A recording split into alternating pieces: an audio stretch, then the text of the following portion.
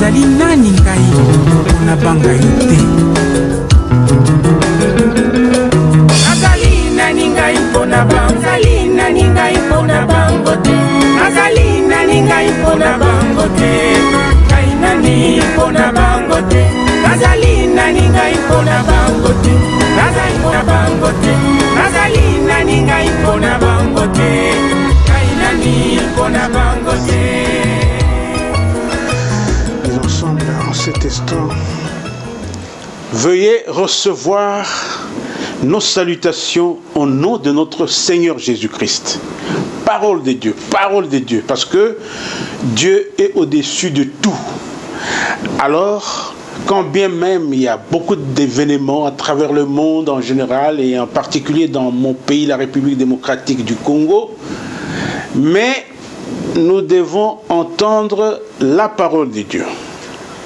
Parce que c'est la parole de Dieu qui est la vie, c'est la parole de Dieu qui est notre raison d'être. Voilà, si je peux dire ainsi.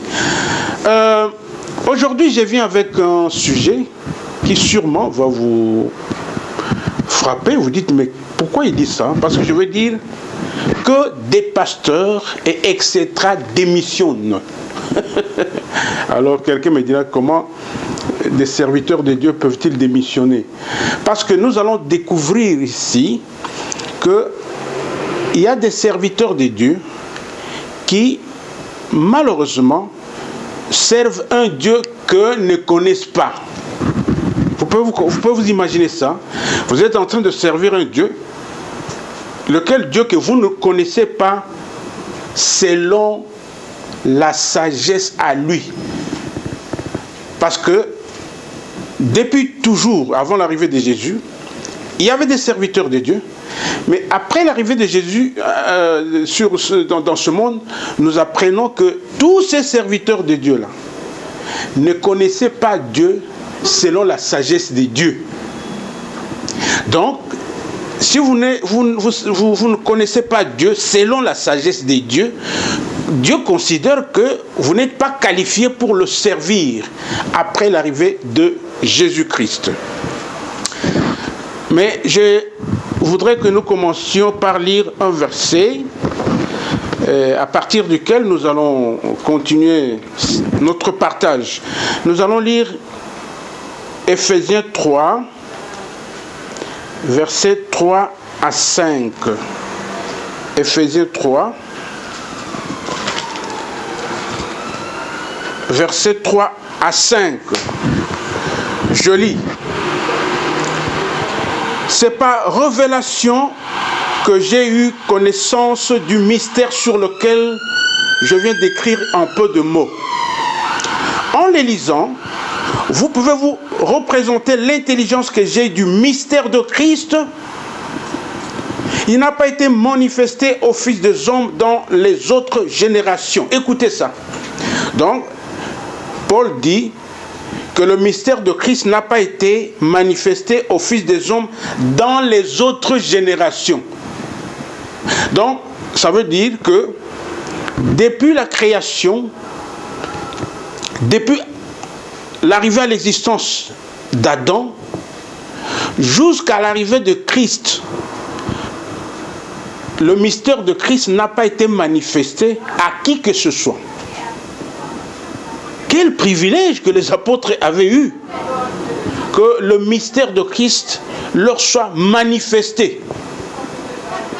Donc, lorsque nous servons Dieu, en tant que pasteur, en tant que prophète, en tant que docteur, en tant qu'évangéliste, et que sais-je encore, lorsque nous apprenons ça, cette information suggère que si un modèle il y a, c'est notre modèle doit être Christ, doit être les apôtres.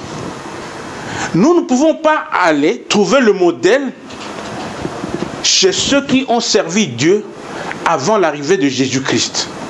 Non. Parce que ceux qui ont servi Dieu avant l'arrivée de Jésus-Christ n'avaient pas la connaissance selon la sagesse de Dieu, de lui-même Dieu. Non. Les choses ont changé. Alors, Christ, pour avoir été avec Dieu avant la création du monde, je me rappelle avoir déjà suivi un débat à la télévision, à Kinshasa, il y a eu des gens qui posaient la question à des pasteurs qui défendaient le christianisme, malheureusement, au lieu de défendre Christ, parce qu'il y a une différence entre Christ et le christianisme, et qu'il faut défendre Christ et non le christianisme. Alors, quelqu'un leur a dit, mais est-ce que réellement Jésus-Christ a existé avant la création du monde? Nous allons apprendre de la Bible que Jésus-Christ a existé avant la création du monde. Nous allons en Jean 17. Nous allons en Jean 17. Je veux lire.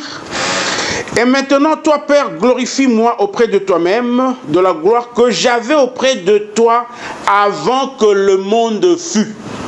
Jésus était avant que le monde était arrivé à l'existence. Donc, il n'y a pas quelqu'un qui connaît Dieu plus que Christ. Nous, il n'y a personne, aucune créature ne connaît Dieu plus que Christ. C'est Christ qui avait la connaissance que Dieu voulait que nous entrions en possession de celle-ci. Donc, j'espère que vous êtes en train de réaliser ça. Je suis en train de dire que malgré le statut de serviteur de Dieu que bénéficiaient certains avant l'arrivée de Jésus, mais ils ne connaissaient pas Dieu selon la sagesse de Dieu. Mais quelqu'un peut me poser la question, ça vient d'où cela? Alors nous allons lire 1 Corinthiens 1, 21. 1 Corinthiens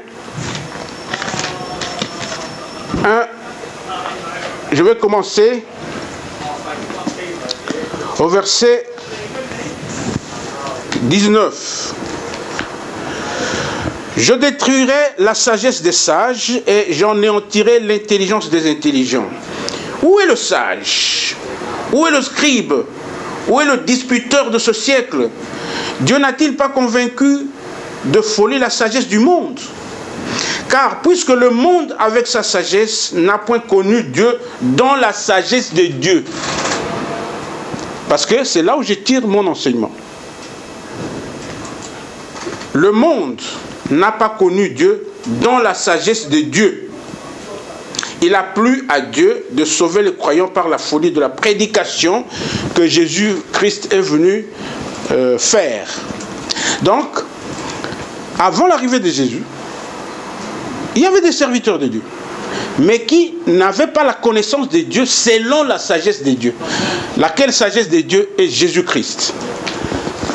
Je l'ai dit dans les émissions passées, et je le répète, il suffit de lire 1 Corinthiens 1, au verset 24, vous apprendrez que Christ est lui la sagesse de Dieu.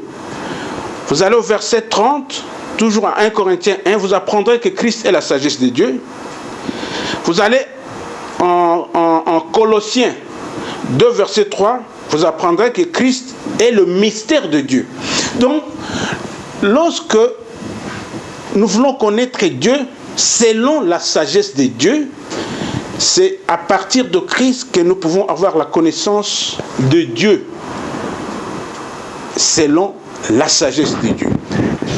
Mais cela n'a pas été le cas. Et vous le savez, beaucoup de serviteurs de Dieu trouvent leur modèle dans l'Ancien Testament chez des serviteurs de Dieu qui, malheureusement, bien qu'en ce moment-là, ils avaient une connaissance selon eux de Dieu, mais selon Dieu lui-même, la connaissance qu'ils avaient de lui n'était pas la connaissance selon la sagesse à lui, Dieu. Donc, voilà là où se situe notre erreur. Rappelez-vous que les apôtres qui ont reçu la sagesse de Dieu, les apôtres qui ont reçu la connaissance de Dieu selon la sagesse de Dieu, rappelez-vous que eux ne portaient pas d'habits sacerdotaux, eux ne réclamaient pas la dîme, toutes ces choses-là anciennes. Pour eux, la loi a été remplacée par la parole de Christ, qui est située, la parole de Christ qui est située au-dessus de la loi. Donc, rappelez-vous que Paul avait dit aux membres de l'Église, soyez mes imitateurs comme je le suis de Christ. Donc c'est pour dire que nous, après le départ des apôtres, nous étions censés continuer de n'avoir comme modèle que Christ, comme modèle que les apôtres. Mais déjà quand je parle, j'étais un peu votre pensée à des serviteurs qui portent de vêtements sacerdotaux par exemple. Leur modèle est-il Christ? Leur modèle est-il les apôtres? Non. Donc, voilà, lorsque nous avons une connaissance de Dieu, mais pas selon la sagesse de Dieu, sans le savoir, nous sommes en vérité disqualifiés pour être des serviteurs de Dieu au cours de cette période, en cours du temps de la grâce. Parce qu'au cours de cette période du temps de la grâce, seuls ceux qui avaient eu la connaissance de Dieu, selon la sagesse de Dieu, étaient qualifiés pour servir Dieu. Mais pourquoi nous disons ces choses? J'avais déjà dit au cours de l'émission passée qu'aujourd'hui, tout le monde critique tout le monde. Je ne sais pas si vous connaissez des pasteurs qui, devant, disons, leur auditoire, jettent des fleurs aux autres pasteurs. Généralement, non. Vous entendez toujours des pasteurs dire, non, voilà, des pasteurs ne servent pas Dieu, ces jours-ci, ça ne va pas, les pasteurs. Mais ils oublient que le problème aujourd'hui, d'abord, ce sont des pasteurs. Et quand je parle de pasteurs, s'il vous plaît, parce qu'il ne faut pas que je continue à citer une liste longue, que je continue à dire pasteur, apôtre, aujourd'hui, prophète, évangéliste, docteur. Non, quand je prends le mot pasteur, mais retenez que tout ça, des bishops et de tout ça, qui accusent le manque de connaissance de Dieu selon la sagesse de Dieu. Je sais que je crois que vous êtes en train de me comprendre. Donc, après l'arrivée de Jésus, on ne peut pas servir Dieu avec la connaissance de ce Dieu, mais qui soit une connaissance non pas selon la sagesse à lui que Christ, non. Or, malheureusement, nous servons Dieu selon la sagesse du monde. Rappelez-vous que nous avons déjà lu 2 Corinthiens 3, 6. Je vais le relire. 2 Corinthiens 3, 6. Je lis. Il nous a aussi rendus capables d'être ministres d'une nouvelle alliance. Non de la lettre, mais de l'esprit. Car la lettre tue, mais l'esprit vivifie. Il nous a aussi rendus capables d'être ministres d'une nouvelle alliance. Mes frères, mes sœurs, pour Dieu, les serviteurs de Dieu, parce qu'ils doivent avoir la connaissance de Dieu selon la sagesse de Dieu, ils sont au service de la nouvelle alliance. Dieu a décidé d'équiper ses serviteurs, qui sont avant tous ses enfants, de l'intelligence nouvelle, d'une sagesse d'en haut, pour qu'ils ne soient pas tentés de rentrer, d'y faire observer les choses de l'ancienne alliance. Malheureusement, Aujourd'hui, le monde est plein de ceux qui se considèrent serviteurs de Dieu, mais qui observent des choses de l'ancienne alliance, ce qui signifie que Dieu ne les a pas rendus capables d'être ministres de la nouvelle alliance.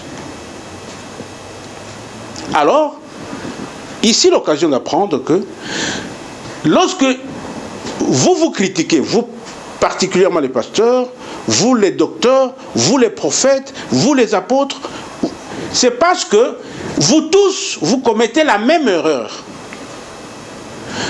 Vous ne connaissez, vous savez que votre faute, c'est que vous ne connaissez pas Dieu selon la nouvelle alliance.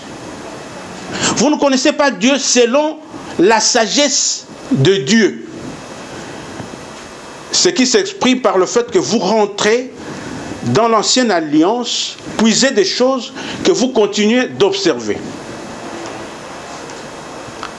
Alors, je dis, nous devons démissionner. Pasteur, apôtre, bishop, prophète, évangéliste, qui n'avaient pas la connaissance de Dieu selon la sagesse de Dieu. En tout cas, il nous faut démissionner. Quelqu'un me dira, oh, est-ce qu'un serviteur de Dieu peut démissionner? Oui, mais ici, le problème, c'est que nous qui prétendons être serviteurs de Dieu, malheureusement, nous n'avons pas la connaissance de Dieu selon la sagesse de Dieu. Parce que si nous avons la connaissance de Dieu selon la sagesse de Dieu, nous connaissons qui est Dieu, tel que Christ l'a connu. Parce que Christ connaissait et il connaît bien son Père. Écoutons d'abord ce que Jésus-Christ a dit. Parce que lui connaissait Dieu. Nous allons lire Matthieu 11, 27. Matthieu 11, 27. Là, nous apprendrons le témoignage de Jésus-Christ lui-même. Matthieu 11, 27 porte la révélation suivante. Toutes choses m'ont été données par mon Père, et personne ne connaît le Fils, si ce n'est le Père. Personne non plus ne connaît le Père, si ce n'est le Fils, et celui à qui le Fils veut le révéler.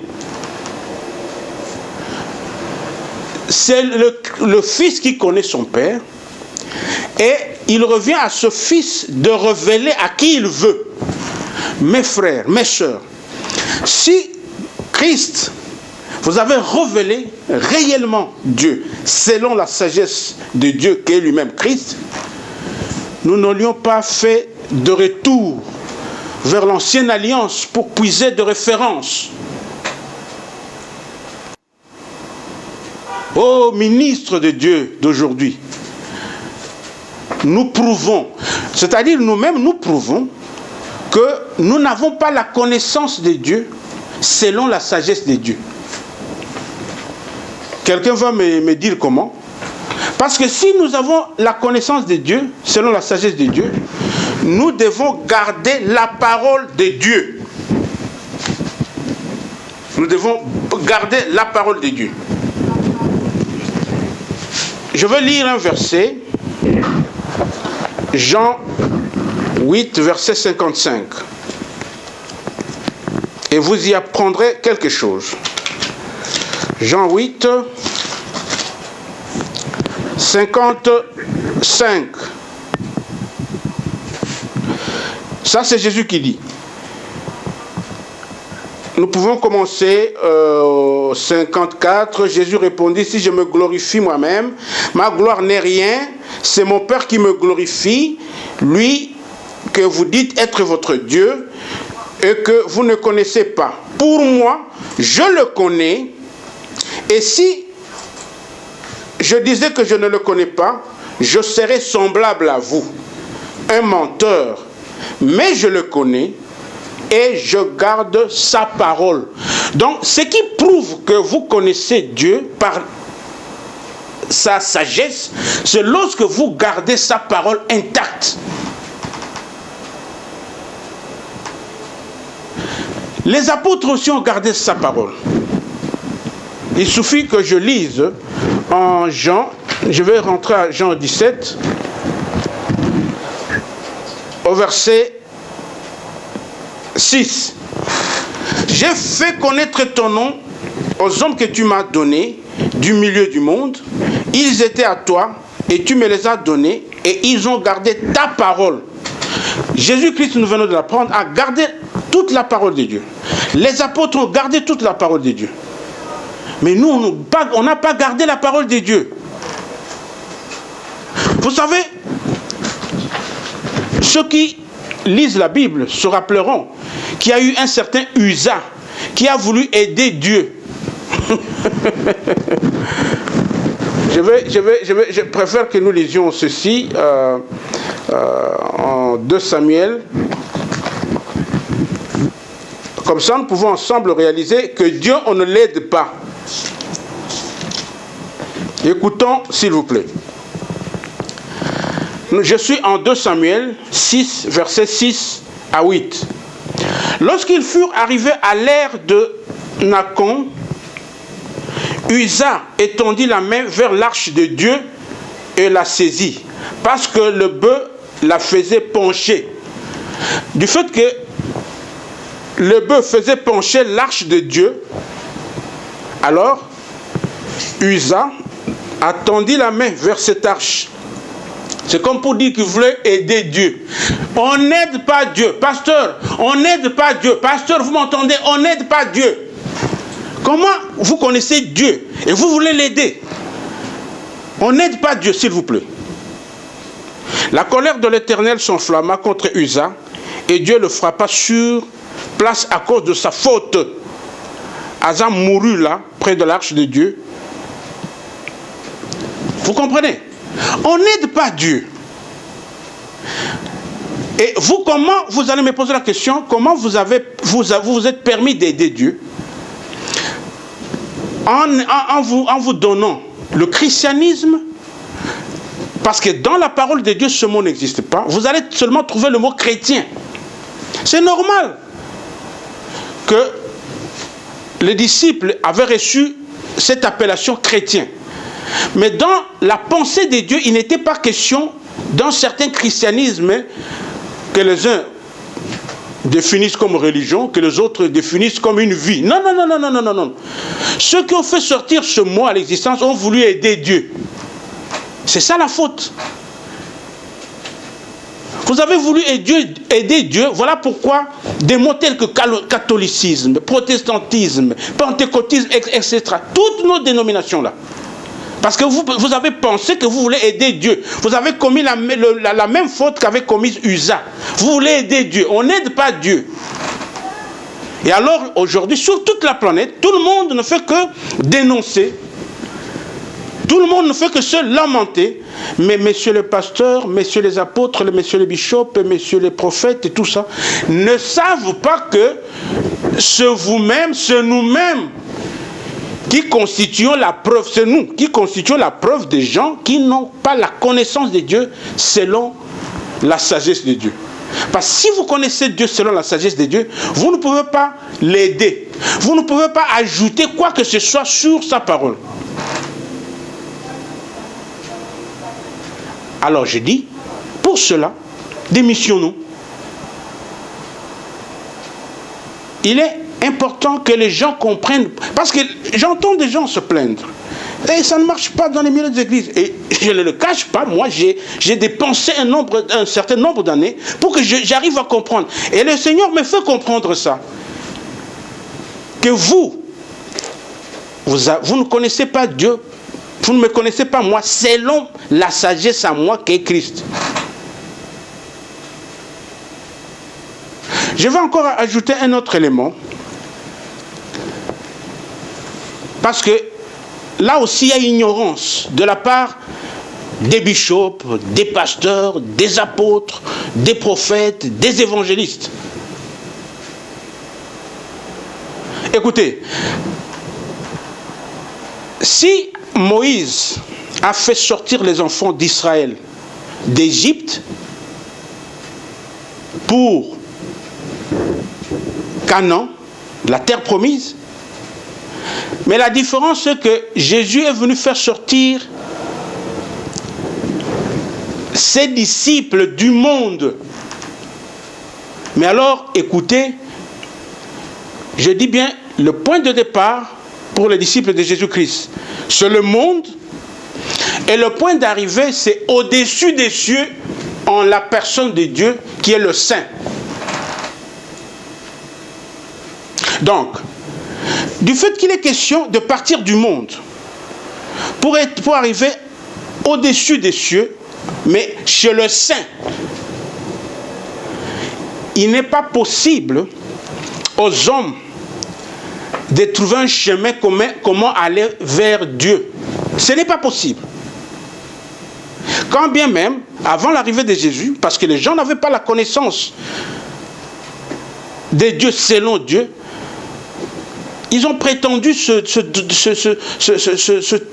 donner des chemins, le judaïsme, le pharisianisme, le sadducéanisme.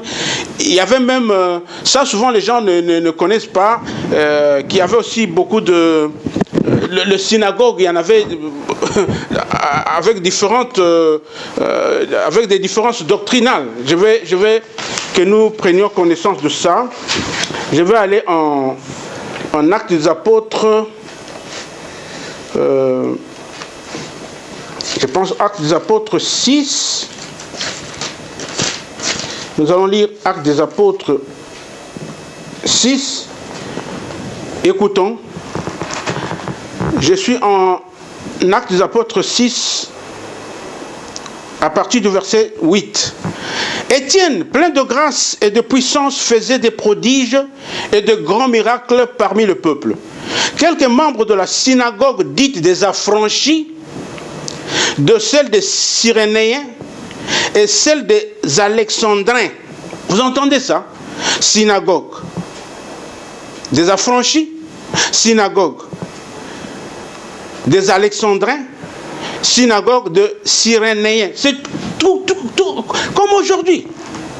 Ça c'est l'église telle, ça c'est l'église telle, ça c'est l'église telle. C'est-à-dire que l'état des choses tel qu'il était chez ceux qui n'avaient pas la connaissance selon la sagesse de Dieu, c'est le même état des choses qui continue. Et vous vous posez des questions, pourquoi ça ne marche pas? Ça ne marche pas parce que nous-mêmes, nous sommes la preuve selon laquelle nous n'avons pas la connaissance de Dieu, selon la sagesse de Dieu, et que par conséquent, l'état des choses continue d'être comme avant l'arrivée de Jésus-Christ. Alors je reviens pour dire que le point de départ des disciples de Jésus-Christ, c'est le monde. Le point d'arrivée, c'est au-dessus des cieux, en Dieu. Or, la possibilité pour que ces disciples accèdent, c'est quand Dieu lui-même fait descendre l'échelle, fait descendre le chemin. Et c'est ce que Dieu a fait. Alors nous, quand nous donnons des choses comme christianisme, pentecôtisme, catholicisme, kimbanguisme, tout ce que vous voulez là, c'est comme si nous pensons, nous, que nous pouvons nous tailler un chemin pour aller vers Dieu. Ce n'est pas possible. Ce n'est pas possible. Mes frères, mes sœurs, ce n'est pas possible. Nous portons cette ignorance. Le point de départ pour le juif était Égypte, mais le point de départ pour nous, les disciples de Jésus-Christ, c'est le monde entier. Le point d'arrivée pour les Juifs était Canaan, mais le point d'arrivée pour nous, c'est au-dessus des cieux.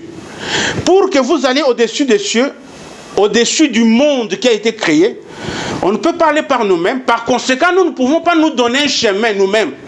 Que ce chemin s'appelle christianisme, non, parce que là-bas, nous allons vers le saint, et du fait qu'il est saint, c'est lui qui envoie quelqu'un, c'est ce qu'il a fait, il a envoyé son fils, qui était aussi saint et qui est saint, pour que ce fils nous rende nous aussi saints, avant d'aller être accueillis par le saint. Le christianisme n'est pas saint. Le pentecôtisme n'est pas saint, le catholicisme n'est pas saint, toutes nos différentes religions ne sont pas saintes. Mais comment nous pouvons nous servir d'un chemin qui n'est pas saint pour aller chez le saint? Oh, voilà ce que nous n'avons pas compris. Voilà ce que nous n'avons pas compris. Je voudrais prendre un autre témoignage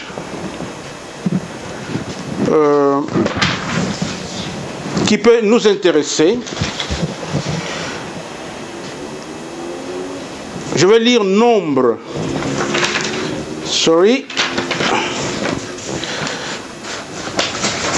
vais lire Nombre 24, verset 13. Nombre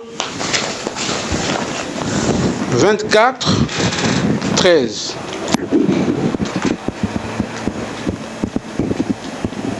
Nombre 24, verset 13. Je lis.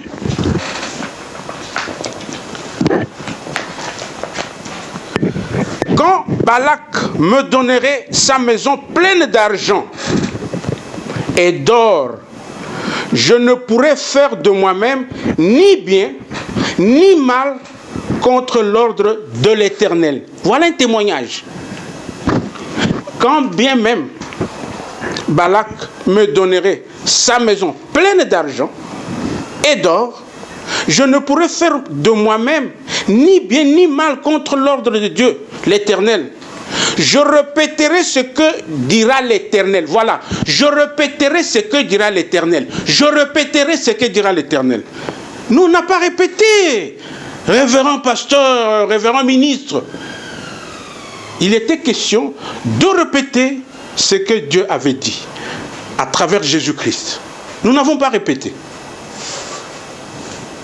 Je viens de lire Nombre 24, verset 13. Nous donne ce témoignage de quelqu'un qui dit que Balak me donne une maison pleine d'argent et d'or. Je ne peux pas de moi-même ni faire le bien ni faire le mal contre. Il dit bien, ni le bien ni le mal. Il y a des gens qui pensent que, bon, Dieu, ce qu'il a dit ne suffit pas, et il pense, lui, qu'il fait du bien envers Dieu. Comme je viens de le dire, il veut aider Dieu. Mes frères, mes soeurs, ce n'est pas possible. Cela signifie que nous ne connaissons pas Dieu selon la sagesse de Dieu qui est Christ. Et c'est ça notre malheur. Je suis de la République démocratique du Congo. Je veux que vous compreniez que quand je parle de pasteurs, des apôtres, des prophètes, des évangélistes, des docteurs, je ne parle pas seulement des Congolais. Non, non, non, non, non, non. Sur toute la planète, il y a ce mal. Partout, sur toute la planète, on n'a pas compris qu'en ce qui concerne les paroles qui sont sorties de la part de Christ, il n'était question que de les répéter. Et cette faute date depuis des siècles. Ça fait beaucoup de siècles. Quand les missionnaires sont venus, par exemple, dans nos pays pour nous parler de la part de Dieu, et même quand ils venaient, ils n'avaient pas la connaissance de Dieu selon la sagesse de Dieu. Parce qu'ils venaient déjà avec d'autres chemins. Christianisme, protestantisme, catholicisme, etc. Alors, la solution, nous devons démissionner. Quand je parle de la démission, parce que la Bible parle de nous repentir. Mais je me dis, parfois, tellement que nous... il me semble que nous n'avons pas été sujets au renouvellement de l'intelligence. Alors parfois, il faut utiliser le langage terre à terre du monde pour dire nous devons démissionner.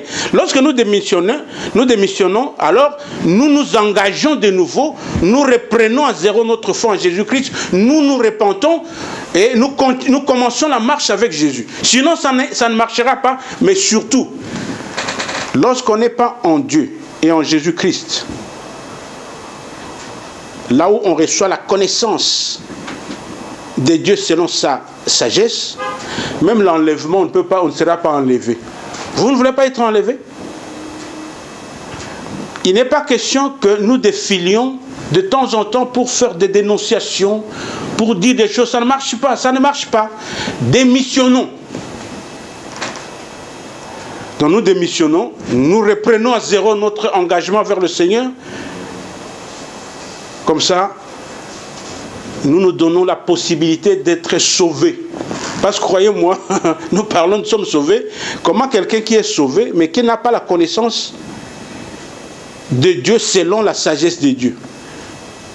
Comment quelqu'un qui est sauvé, qui ne sait pas que chez Dieu qui est saint, il n'y a que lui qui peut faire descendre l'échelle. Et c'est ce qu'il a fait. Il a fait descendre l'échelle en la personne de Jésus. Il a fait descendre le chemin. Nous ne sommes pas capables de nous tracer nous-mêmes un chemin pour aller vers Dieu. Donc, ce que j'entends par nous tracer le chemin, c'est-à-dire nos dénominations que nous nous donnons, parce que nous voulons faire croire aux autres que c'est ici, si vous êtes pentecôtiste, alors vous allez vers Dieu. Si vous êtes kimbanguiste, si vous êtes catholique, si vous êtes protestant. Ce n'est pas comme ça. C'est Christ, c'est Christ, c'est Christ, uniquement Christ. C'est Christ qui est venu de Dieu, le chemin que Dieu a mis. C'est lui qui a la compétence de nous rendre nous-mêmes d'abord purs pour aller chez le pur qu'est Dieu, de nous rendre saints pour aller chez le saint qui est Dieu, de nous rendre parfaits pour aller chez le parfait qui est Dieu. C'est comme ça la vérité. Démissionnons et reprenons à zéro notre foi en Jésus-Christ en nous repentant de la repentance à salut. Que le Seigneur soit avec nous tous. Bye bye.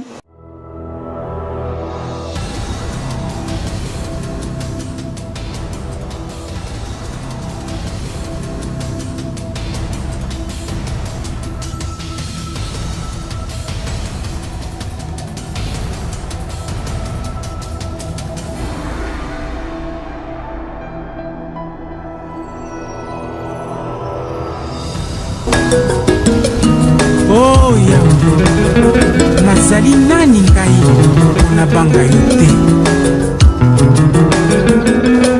Nazali nani ngai mpona bango, nazali nani ngai mpona bango te. Nazali nani ngai mpona bango te. Ngai nani mpona bango te. Nazali nani ngai mpona bango te.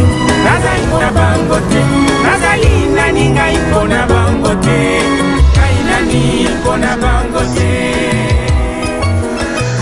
Et ensemble, en cet instant,